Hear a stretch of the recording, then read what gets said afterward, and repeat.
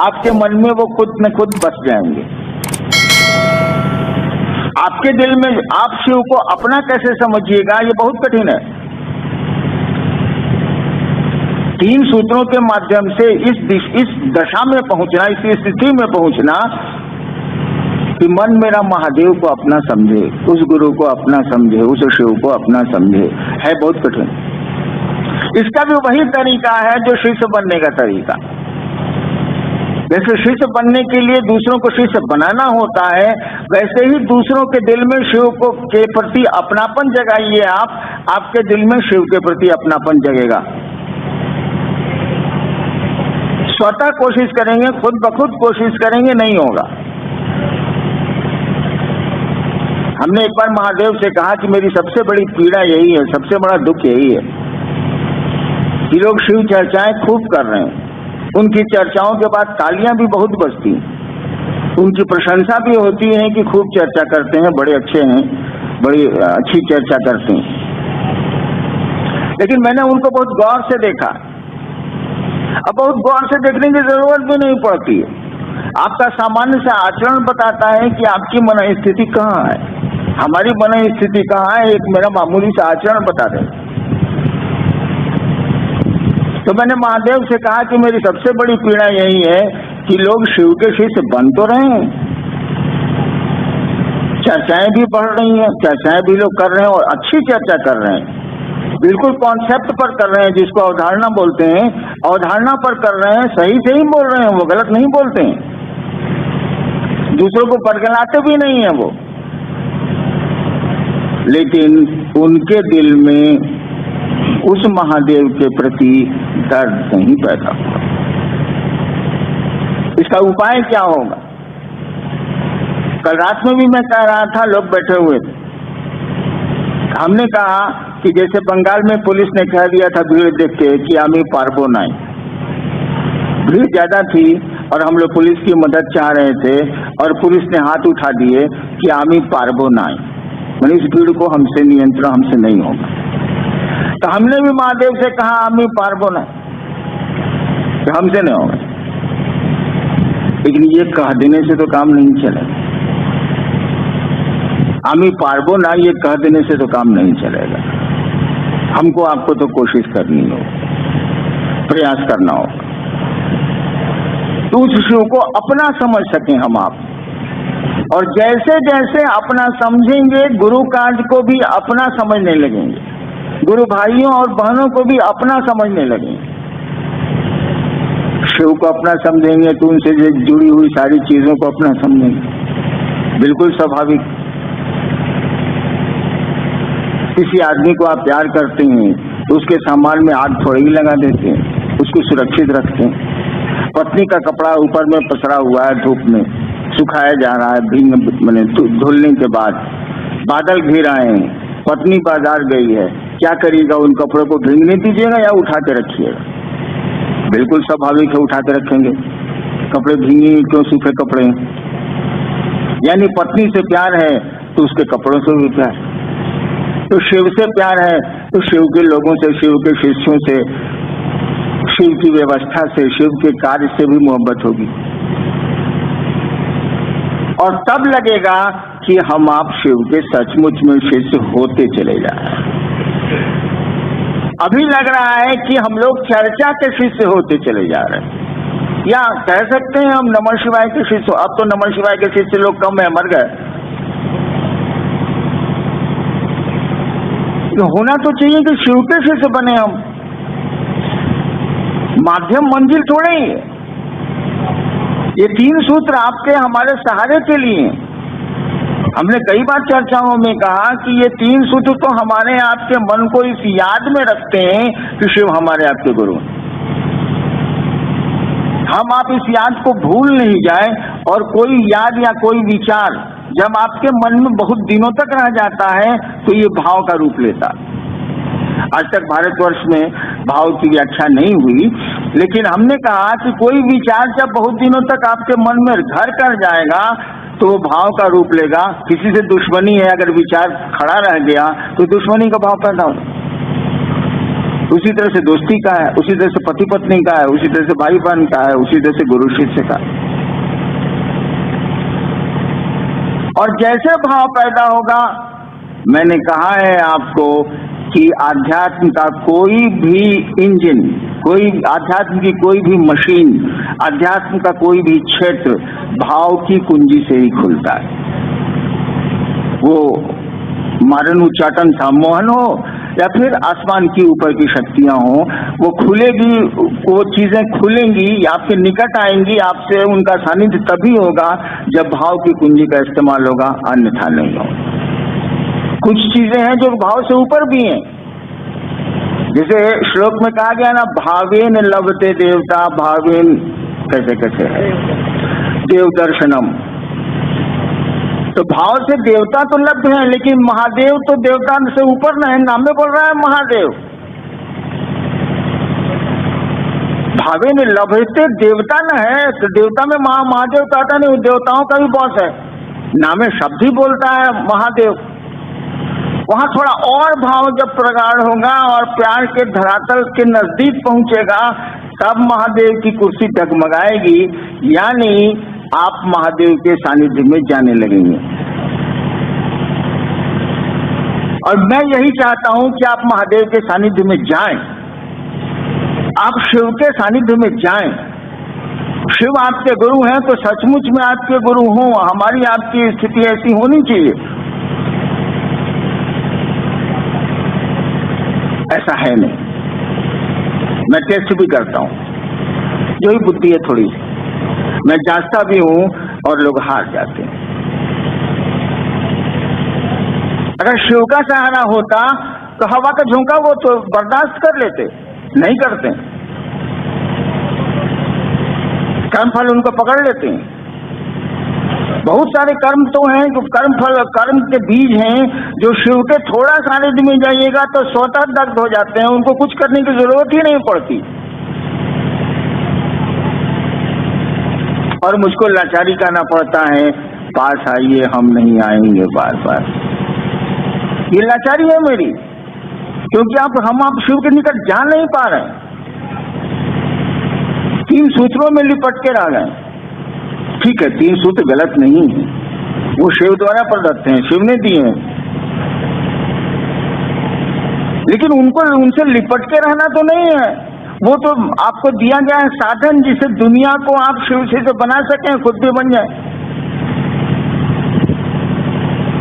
हमारे आपके कर्मफल जो हैं, जो बाधक बनते हैं, उसके लिए हमको कहना पड़ता है वही फिल्म वाली लाइन, पास आइए हम नहीं आएंगे बार बार।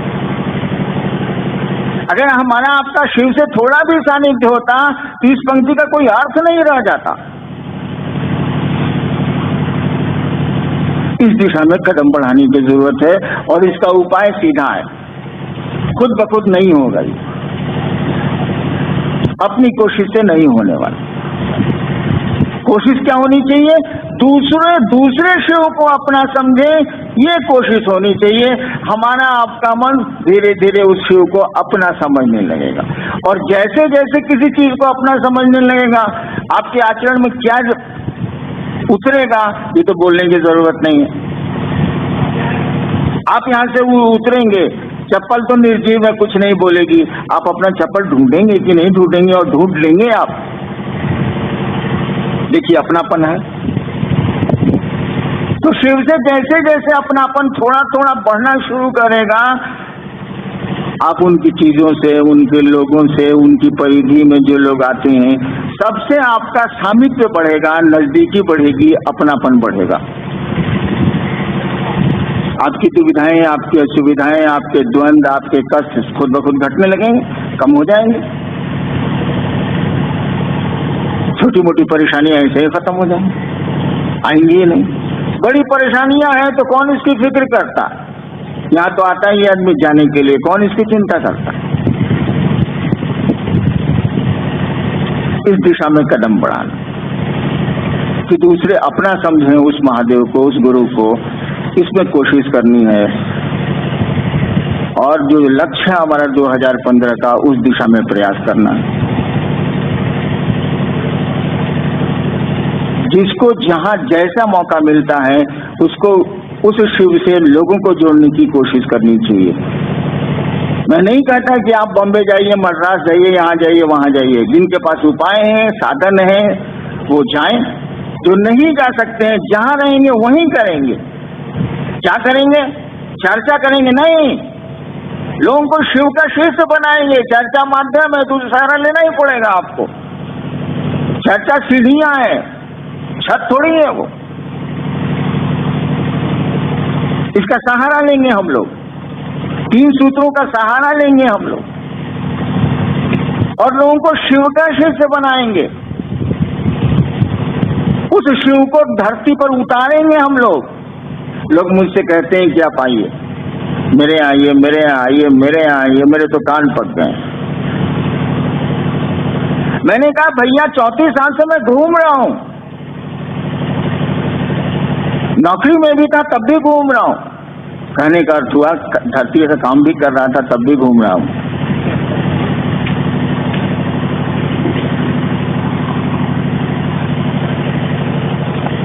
आप कब घूमेंगे भाई साहब? मैं तो घूम रहा हूं। कहिएगा कि आपको कोई काम नहीं था। बिहार सरकार में डिप्टी कलेक्टर में बहाली हुई, मैं संयुक्त सचिव के पद पर रात तक गया। मैं वहां भी तो घूम ही रहा था। रिटायर किए कितना साल हुआ? 5 साल हुआ। 8, 5, 13, 6 साल हुआ। लेकिन आप कब घूमेंगे भाई साहब? मुझको क्यों बुलाते हैं आप? और मेरे दुख का विषय है कि मुझको बुलाते हैं आप, देवाशीष को बुलाते हैं आप, मंडल जी को बुलाते हैं आप, अगल बगल के जो पुराने कुछ हो गए हैं और चर्चा करते हैं उनको बुलाते हैं आप। मुझको लगता है ये आदमी कैसा है जो दूसरों को बुलाता है? इसको शर्म नहीं आती है क्या? इसको क्यों नहीं दूसरे बुलाते हैं? आपको क्यों नहीं दूसरे बुलाते हैं? आप दूसरों को क्यों बुलाते हैं? आप भी महादेव के शिष्य हैं, वो भी महादेव का शिष्य है, तो फिर आप उसके प्रति श्रद्धा रखें। आप उसके प्रति जो आपको क्या कहते हैं अनुशासन और जो शालीनता की जरूरत है वो रखें। आप उसका आदर करें आप। लेकिन आप बुलाते हैं दूसरों को, सीनियर गुरु भाई हैं। अरे आप कब पढ़िएगा? आपको लोग क्यों नहीं बुलाते? एक एक शिव शिष्य को दुनिया बुलाए तब न वो शिव का शिष्य।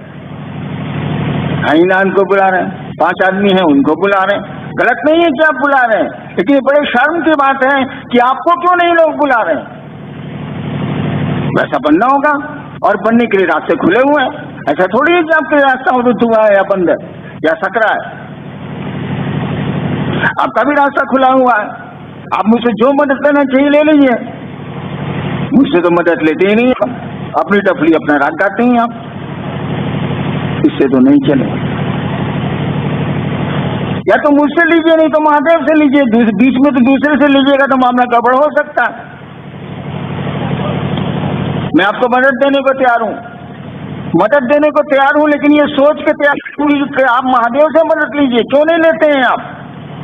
ऐसा थोड़ी है कि उसने कह रखा है कि मैं हरिनारायण को जानता हूं और किसी को नहीं जानता हूं। वो जितना मेरा है उतना आपका है, उसके जितने हम हैं उतने आप हैं। तो सबको पढ़ना है आगे ना। और इलाके में मैंने जाना छोड़ दिया, परिस्थितियां भी कुछ वैसी हो गई हैं, मैंने जाना ही कम कर दिया। और कितना जाऊंगा बता दें आप, कब तक जाऊंगा बता दें आप। आखिर शरीर की एक सीमा है कि नहीं है? मन की सीमाएं नहीं है, लेकिन शरीर की तो सीमा है।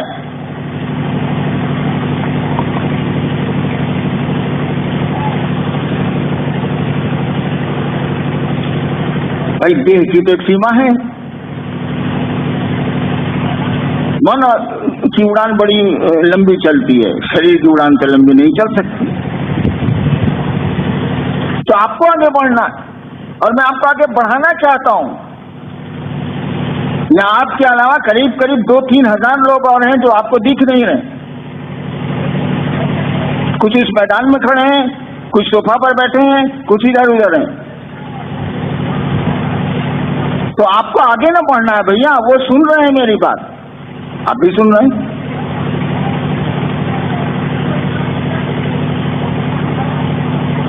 मैं आया हूं आपको शिव का आदमी बनाने, शिव से जोड़ने, कि अपने ही जुड़ के चला जाऊं मैं यहां से। इस दिशा में प्रयास करना है, इस दिशा में लोगों को लेके चलना है। जहां है वहीं करेंगे, मौका मिलेगा तो बाहर जाएंगे, नहीं मिलेगा नहीं जाएंगे। और महादेव से अगर दया मांगेंगे आप तो क्यों नहीं जाएंगे, कैसे नहीं जाएंगे आप? इतना काम कर लिया, 3 करोड़ से ज्यादा लोग शिव शिष्य हैं, किसने किया है? हमने तो नहीं किया, आपने किया है, तो बाकी काम कौन करेगा?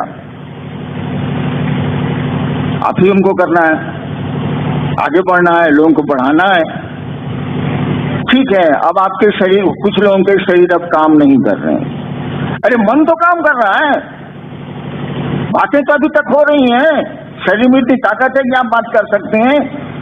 चलिए मोबाइल पर बात करेंगे, कितने पैसे लगते हैं? कुछ नहीं लगते। किसी तरह से कहा ना मैंने, मन से, वचन से, कर्म से लोगों को शिव गुरु की ओर अग्रसर करना ही हमारा आपका लोकाचरण है। शिष्टानुभूति में लाइन है ना। तो चलिए वचन से मान लीजिए कोई आदमी अब बोल नहीं सकता, तो मन से करेगा, मनसा वाचा कर्मणा है तो मन से करेगा। बोल सकता है वचन से करेगा, कर्म कर सकता है कर्म से करेगा। कुछ तो कोशिश होनी चाहिए। 3 ही साधन हम लोगों के पास, मन वचन और कर्म, शिव शिष्यता में, इसी से करेंगे। कुछ नहीं होगा, महादेव से दया मांगे, कुछ तो काम बढ़ेगा। आपकी सोच का भी तो असर पड़ता है। ये साधु क्या करते हैं? साधु दुनिया से चले जाते हैं, उनके मज़ारों पर मेले लगते हैं कि नहीं लगते? उनकी समाधियों पर फूल चढ़ते हैं कि नहीं चढ़ते? मनौतियां और आपकी जो जिज्ञासा आकांक्षाएं पूरी होती हैं कि नहीं? तभी भीड़ है। वो अजमेर शरीफ हो, सलीम चिश्ती का दरगाह हो, या निजामुद्दीन औलिया का हो, या साधुओं की समाधि हो, वहां मनौतियां पूरी होती हैं कि नहीं होती? क्यों ऐसा हुआ? इसीलिए तो उनके विचार इतने सात्विक थे। उन्होंने, वो खुदा के महबूब थे, उनको भगवान अच्छा लगता था, वो प्यार करते थे खुदा से। ये उनका चिंतन उस मिट्टी को प्रभावित किए हुए, जो आज भी जन सामान्य के लिए फलदायी है, उसकी इच्छाएं पूरी कर देता है कमोबेश। तो आपकी सोच का असर नहीं पड़ेगा, लोगों की सोच का प्रभाव पड़ता है, आपकी भी सोच का प्रभाव पड़ेगा। चलिए सोचे तो हम लोग कि लोग शिव के शिष्य बने, शिव को अपना समझें।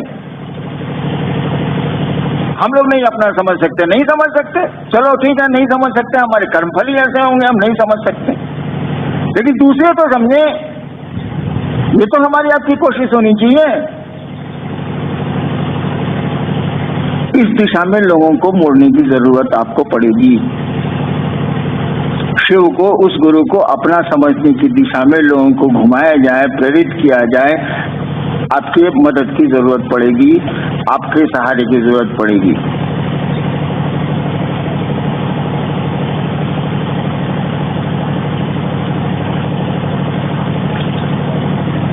और अशोक भाई ने कहा कि खुल के कहिए, क्या कहूं?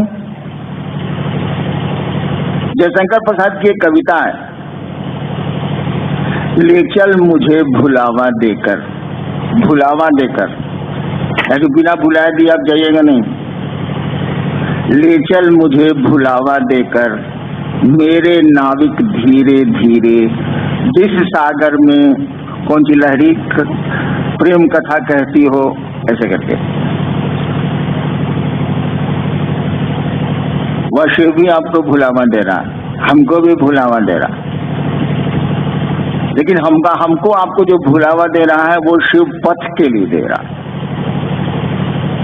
ईश्वर के रूप में, परमात्मा के रूप में वही शिव आपको भुलावा देता है जगत में घुमाने के लिए। गुरु के रूप में वो भुलावा देता है शिव पथ में चलने के लिए, जगत से मोड़ता है वो। शिव की आदत है कि जगत को साथ लेके चलता है वो, और तब धीरे धीरे धीरे धीरे जिस तरह से सांप केंचुल छोड़ता है, उसी तरह से उनका शिव से केंचुल छोड़ता है, और तब वो शिव की ओर निकल जाता है। आदेश स्पष्ट है, लोगों के दिलों में शिव को बसाना है, प्रति स्थापित करना है, वो हैं।